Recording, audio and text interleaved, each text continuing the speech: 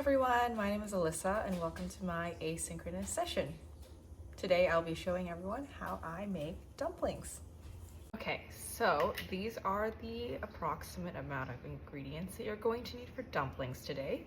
So the great thing about dumplings is that you can really use anything you want. It's not limited to these ingredients here, but this is kind of my go-to basic dumpling recipe.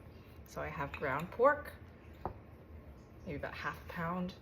I have a full cup of flour here, some Chinese chives, garlic, scallion, ginger, salt, any oil, any neutral oil will work. I'm using avocado because that's what I have in my house. Any form of cooking wine, I like to use this one. A little bit of sesame oil, some light soy sauce. I find that the dark soy can really make the stuffing color look kind of funny.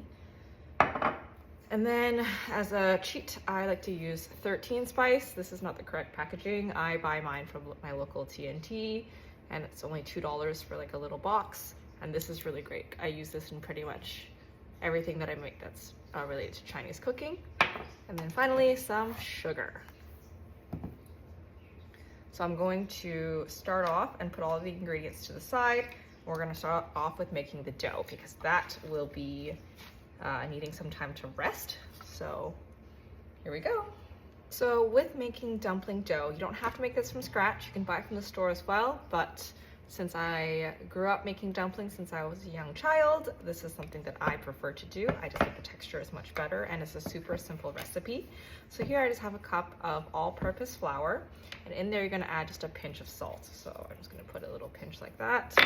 And then I like to mix my dough with chopsticks. You don't have to as well, but this is just how I was taught.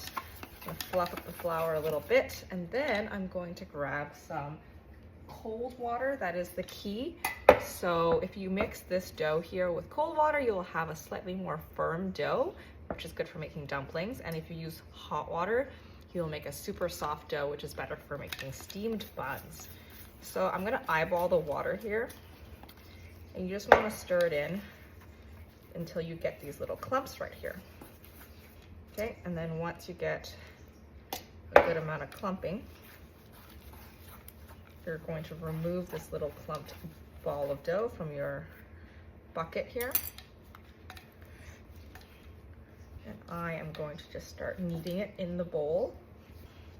Now this dough recipe is really amazing because depending on the amount of salt you put, you can make noodles, you can make steamed buns, you can make desserts, Chinese scallion pancakes. The biggest thing that I've always noticed is that with Chinese cooking, the ingredients are always pretty much the same.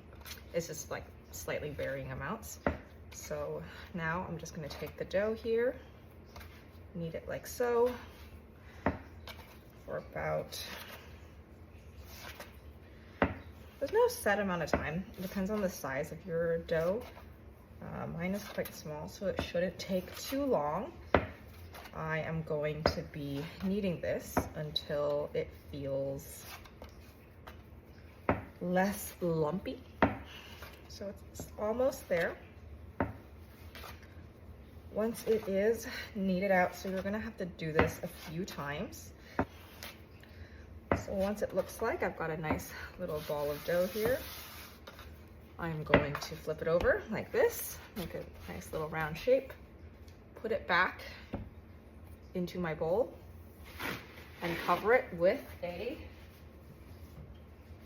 slightly damp paper towel. So I just wet a little paper towel right here. You don't want it soaking wet, just slightly damp. I'm gonna cover that, put that on the side to rest.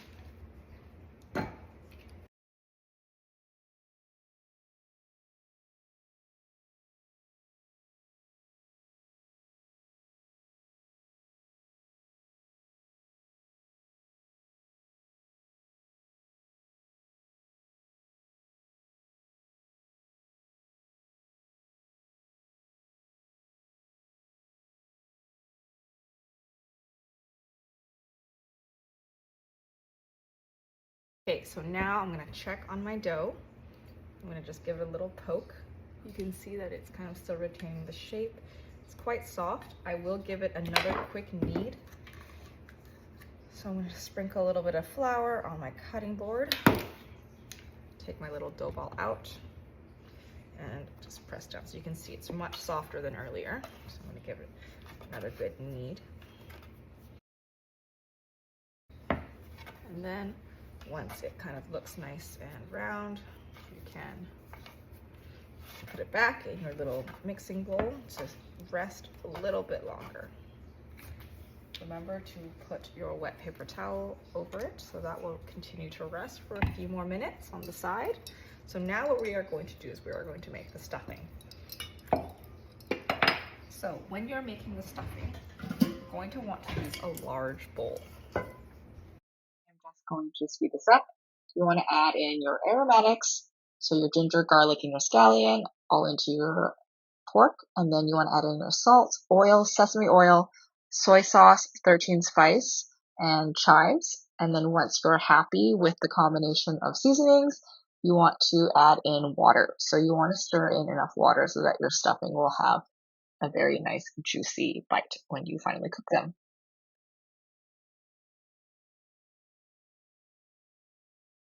Here I am going to just quickly talk about if you were to make your own dumpling wrappers at home, you want to poke a little hole in the center of your dough ball, make a little donut, and then just squeeze, squeeze, squeeze, squeeze, squeeze in a circular motion until you have this lasso. You want to cut it down the middle and put one's half to the side. Then you want to roll that half you have until it's kind of like a snake, and then you want to start cutting. So you just kind of rotate left, right, or up and down just to make sure that all of your dough pieces are nice and even. Sprinkle some flour on top so they don't stick onto each other. And then what you'll want to do next is you'll want to press them into these little flat circles here.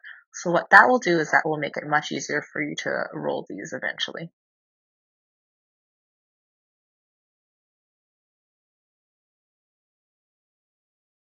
So now you just want to start rolling your dough.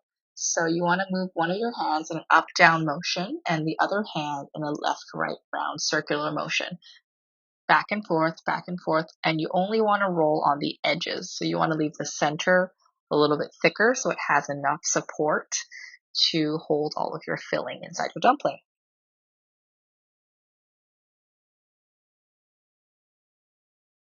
Your filling, and you just plop it into the center like so.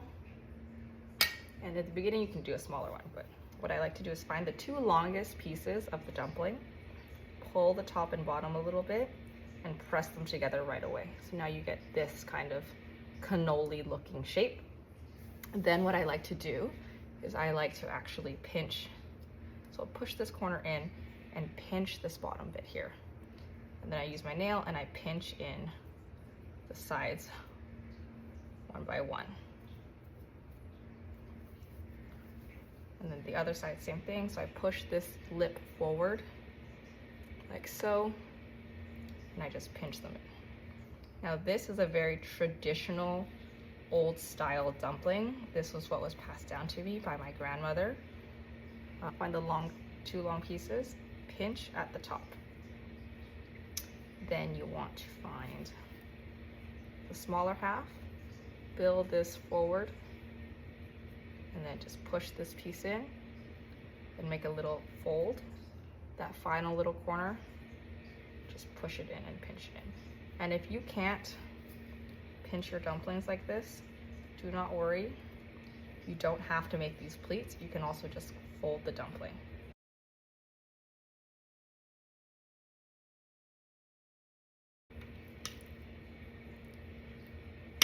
So if you cannot do the pleats, that's totally fine. Pull this out, pinch it at the top, and then simply just pinch the whole side together like that. And the other side, same thing.